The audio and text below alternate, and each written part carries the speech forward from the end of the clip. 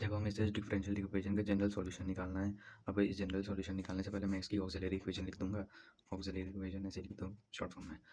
और देखो auxiliary equation निकालने के लिए तो मैं डी को एम से रिप्लेस करना होता है और ये सब जो है ना ये हट जाता है यहाँ से। तो यहाँ पर मैं एम स्क्वायर माइनस 4m+3 लिखूँगा और यहाँ सब जीरो के बराबर हो जाएगा, ये सब नहीं आएगा। अब इसके रूट्स निकालो, इसके जब तुम रूट्स निकालोगे तो ये आएंगे 1,3, इसको सॉल्व कर लोगे तो 1,3 इसके रूट्स आएंगे। अब इसका सी एफ लिख सकते हो ऐसे, कॉम्प्लीमेंट्री फंक्शन जो इसका हो जाएगा ये हो जाएगा C1 कॉन्स्टेंट ई की पावर एक्स, क्योंकि यहाँ पर रूट 1 है। उसके बाद C2 ई की पावर 3x है, यहाँ पर रूट ही है, यहाँ पर आ गया।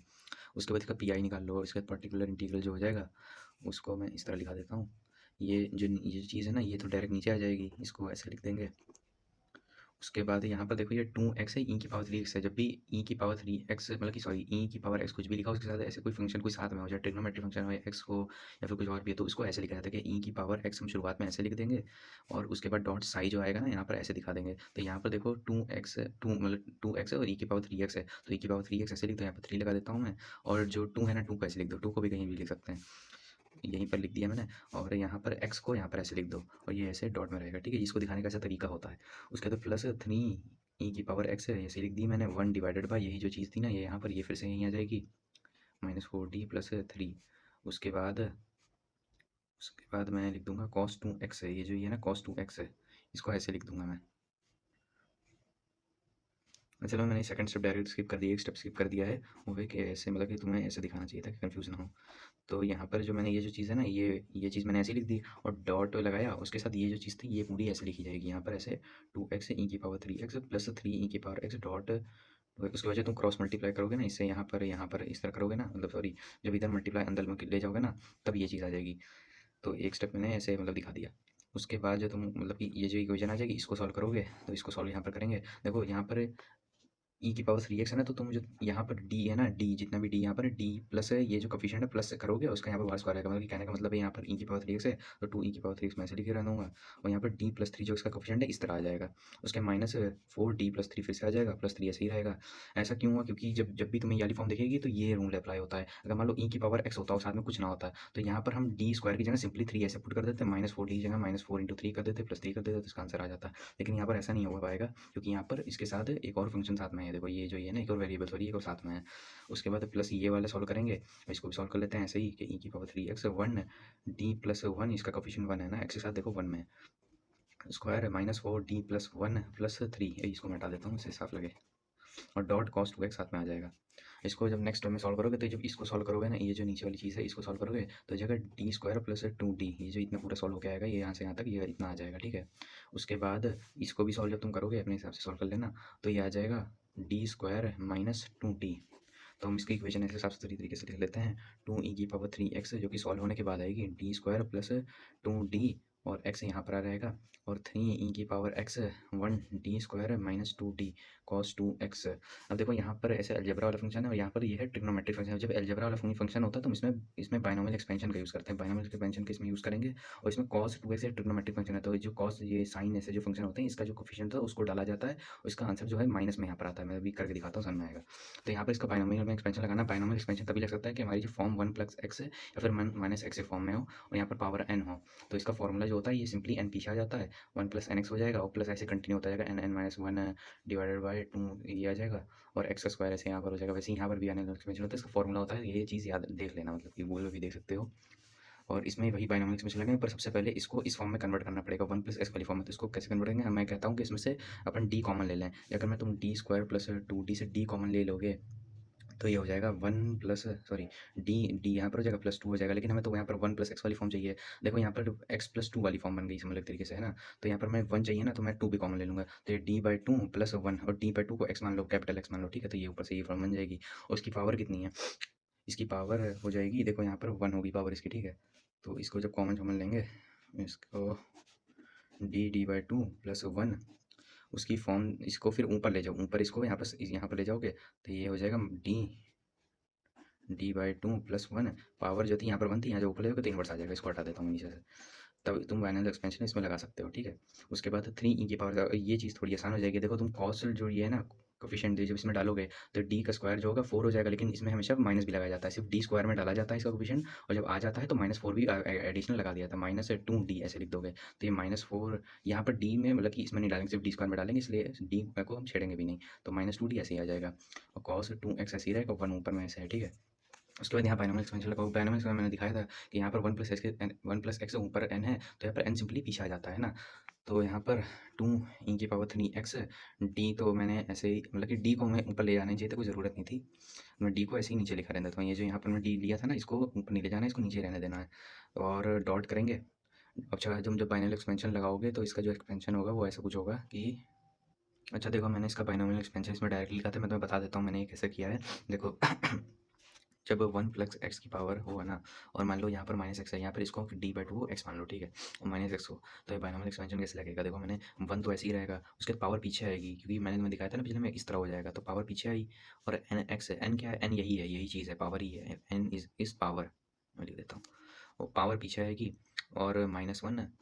उसके बाद है x जो होगा ना, इसको ऐसे लिख दो, 1 -x हो जाएगा, उसके बाद प्लस लिख दोगे, उसके बाद n-1 x का स्क्वायर डिवाइडेड बाय 2 ऐसे लिखा जाता है, यहाँ पर पावर है, n पावर है, n को फिर मैं यहाँ पर पावर -1 है, उसके बाद -1 है, यहाँ पर भी फिर से डालोगे, -1 यहाँ पर लिखा हुआ है पहले ही से, x square divide by 2, 2 cross 1 ये, क्योंकि ये मॉडुलस लगा है ना ये, इसको ऐसे ही तुम ऐसे लिख सकते हो, तो -1 -2 x स्क्वायर डिवाइडेड बाय 2, ये 2 इस तो कट जाएगा, तो x स्क्वायर सिंपली बचेगा। देखो मैंने यहाँ पर क्या किया, मैंने यही चीज़ तो लगाई है यहाँ पर, ये 1 प्लस x की जगह लिखा हुआ था 1 प्लस d/2 और पावर में -1 था, तो मैंने यहाँ पर 1 लिखा, पावर को इधर बुलाया तो d/2 हो गया, उसके बाद प्लस लिखा, पावर को जब तुम यहाँ पर डालोगे ना, तो ये सिंपली यही चीज़ आ रही थी, स्क्वायर आ रहा था, लेकिन यहाँ पर x की जगह d/2 है, तो d/2 ऐसे लिखेंगे और d/2 का होल स्क्वायर कर देंगे, ठीक है, d/2 का होल स्क्वायर कर दोगे तो हो जाएगा d स्क्वायर डिवाइडेड 4, तो यहाँ पर जो रिजल्टेंट आया हमारा ना, ये चीज़ बनी अल्टीमेटली, तो मैं इसको ऐसे लिख देता हूँ 1 माइनस d/2 प्लस d का स्क्वायर 4, ये एक्सपेंशन हो गया, और हमारे पीछे वाले स्टेप में 1/d यहाँ पर हमने लिखा हुआ था, वो e⁻3x यहाँ पर लगी हुई थी, और x यहाँ पर साथ में था, देखो यहाँ पर दिखा देता हूँ मैं, देखो यहाँ पर था ना, ये एक्सपेंशन वाला हिस्सा इतना रह गया, इतना यहाँ पर x और यहाँ पर 2e⁻3x प्लस, अब ये इसको सॉल्व करना है, अब इसको सॉल्व करेंगे प्लस, अच्छा इसको सॉल्व करने के लिए थोड़ा इसमें भी दिमाग लगाना पड़ेगा अपने को, तो दिखाता हूँ। देखो हमारे पहले स्टेप में हमने डी स्क्वायर में इसका कोफिशिएंट डाल दिया था, लेकिन हमें बताया था कि डी में ही इसका कोफिशिएंट नहीं डाल सकते हैं, अभी देखो इसका लेकिन तब भी कोफिशिएंट यहाँ पर आ रहा है, इसको डी को कम्प्लीटली हमें यहाँ से हटाना पड़ेगा, वरना ही सॉल्व नहीं हो पाएगी, तो डी को हटाने के लिए हम इसके कॉन्जुगेट से इसको मल्टीप्लाई और डिवाइड करेंगे, तो कॉन्जुगेट से मल्टीप्लाई डिवाइड करते हैं, e⁻3x dot 1 minus 4d minus 2d cos 2x, इसका जो कॉन्जुगेट होगा वो हो जाएगा -4 प्लस 2d -4 प्लस 2d, या फिर ऐसे स्टेप ना करो, ये गलत हो जाएगा, छोड़ो, e⁻3 e⁻x, इसमें कन्फ्यूजन मुझे भी हो रही है, होगा भी या नहीं होगा, रुको एक मिनट, इसको पहले तो 2 को कॉमन लेंगे, 2 को कॉमन लेंगे, उसके बाद माइनस को भी कॉमन ले लेते हैं, और ये बचेगा 2 टू द 4 माइनस d, ठीक है, हाँ अब सही आएगा, पहले ये वाला स्टेप गलत है, ये गलत होगा, ई कॉस की पावर 2x है, कॉस 2x है, उसके बाद अब इसका कॉन्जुगेट ले सकते हो, इसके कॉन्जुगेट से मल्टीप्लाइड करोगे तो e3 की पावर x -2, और यहाँ पर प्लस होगा, क्योंकि हमने दोनों से माइनस लिया था ना, दोनों में माइनस, तो यहाँ प्लस होगा, अच्छा तो 1 2 प्लस d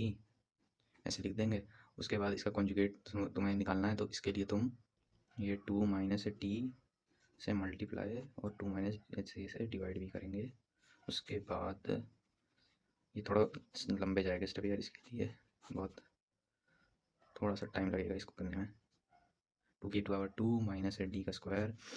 अच्छा ये हो जाएगा 4 माइनस 4, यहाँ पर करना पड़ेगा, तो 3/2 ई की पावर x है 2 माइनस d 4 माइनस d का स्क्वायर कॉस 2x, तो ये इक्वेशन ऐसे बन गई है, मैं सारी इक्वेशन को ऐसे लिख लेता हूँ क्योंकि ये थोड़ा गंदा सा हो गया है, तो जो मैंने निकाला ना, जो बचे आएगा e⁻3x मैंने ऐसे निकाला था, शुरुआत वाला तो ऐसे लिखा था 1 माइनस d/2 प्लस d का स्क्वायर डिवाइड 4,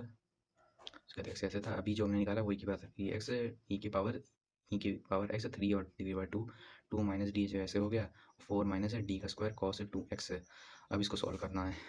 तो इसको सॉल्व करेंगे, देखो यहाँ पर तो d यहाँ पर है, जब d यहाँ पर है तो इसको अंदर ले जाओ, अंदर मल्टीप्लाई करो इसको, तो ये हो जाएगा 1/d, अंदर 1/d हो जाएगा, -1/2 हो जाएगा यहाँ पर, और यहाँ पर हो जाएगा प्लस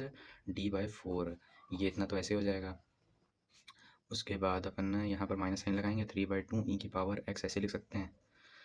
और इसको फिर 2 माइनस डी ऐसे लिखा हुआ है। अब इसको देखो तुम यहाँ पर डी स्क्वायर फिर से दिखेगा तुम्हें, यहाँ पर डी स्क्वायर देखो दिख रहा है ना, सही से दिखाता हूँ। तो यहाँ पर कोफिशिएंट फिर से डालो, इसको फिर से डालोगे तो तुम्हें दिखेगा कि डी स्क्वायर में जब डालोगे तो ये एक तो 4 आ जाएगा, फिर माइनस भी तो बाहर आएगा ना, तो यहाँ पर माइनस एक बार पहले लिखा हुआ है, तो ये हो जाएगा +4 है ना, तो ये नीचे आ जाएगा 8 आ जाएगा।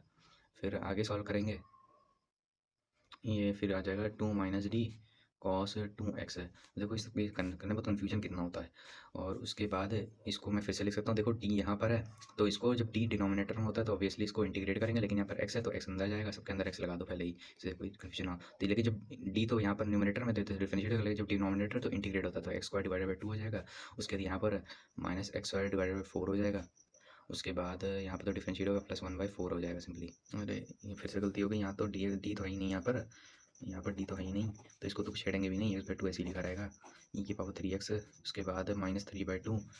अब ई की पावर x यहाँ पर लिख दो, इसको अंदर मल्टीप्लाई करो फिर से, तो cos 2x है और 2 ऐसे हो गया, माइनस डी cos 2x ऐसे आ जाएगा, और इसको 16 आ जाएगा, मल्टीप्लाई करोगे तो 16 हो जाएगा। अब इसको तुम डिफ्रेंशिएट करो, तो cos का डिफ्रेंशिएट होगा माइनस साइन,